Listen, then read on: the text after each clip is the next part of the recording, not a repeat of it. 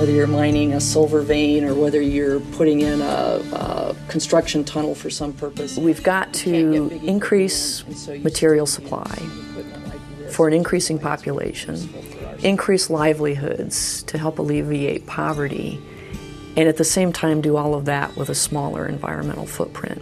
And we don't have instant solutions to a problem that is coming up on us very quickly. In just a few decades, the planet will go from 6.8 billion people to 10 billion. That's the 21st Century Challenge University of Arizona Distinguished Professor Mary Poulton sees for her students.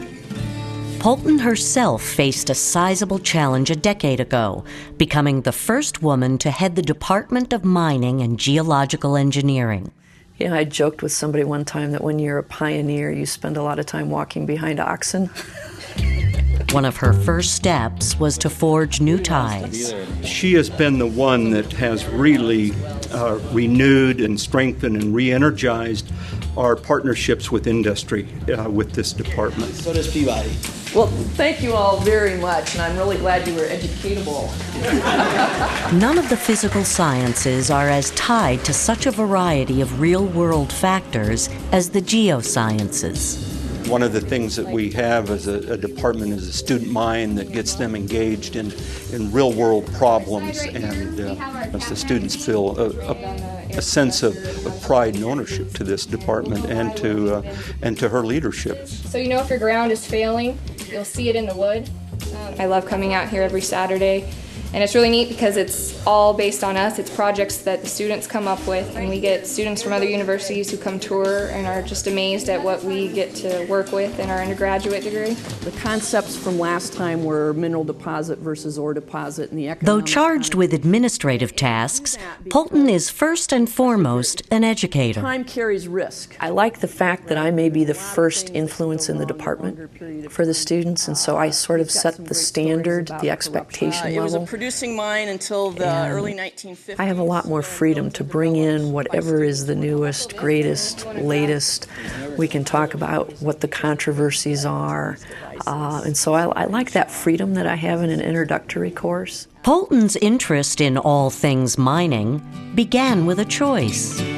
My dad was a geography teacher, taught middle school, and he comes back at the end of the summer with two things for us kids. Frisbee, which had just become popular on college campuses, and we had no idea what to do with a Frisbee, and a box of rocks. And I just fell in love with the rocks.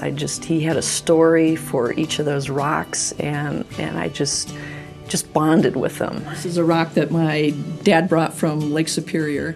Another early influence was her high school guidance counselor. It's unusual. I really liked geology, but it never had occurred to me that, I could maybe be an engineer. It seemed pretty intimidating.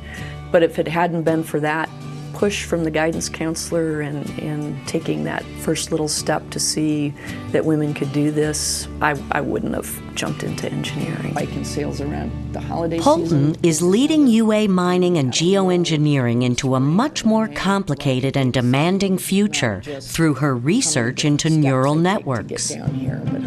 I teach this graduate course on neural network computing, and I get students from all over campus. And you're trying to come up with an architecture that fundamentally mimics basic processes in the brain. So you say, here's my input, and I want you to associate it with this output. And you show it many, many examples, and eventually it learns mathematically what the relationship should be between the input and the output. And then you give it some new data, and it goes, I know what that is. You can apply it to oil, you can apply it to energy management in a factory. There are some really significant technical challenges in mining engineering. In fact, it's really space-age technology and beyond that we're needing in the mining industry as we look at mines that are 1.5 miles deep, 2 miles deep, very high temperatures that are going to have to be robotically mined. Aligning mining technologies with global concerns is part of that challenge. Poulton now leads the Lowell Institute for Mineral Resources, a consortium created to address those problems.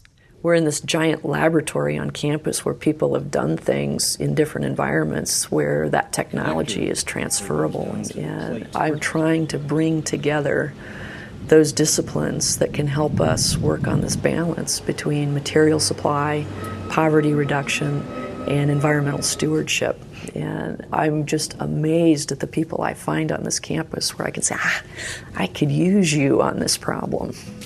It may be at the bottom of her to-do list, but for Mary Poulton, downtime is no less important. It's ironic being in Arizona, but I have to see big water at least once a year to be save my soul, I guess. So for me, vacation means getting to the ocean, and I may only be able to do that for a short period of time each year, but it's enough to rejuvenate me for a while.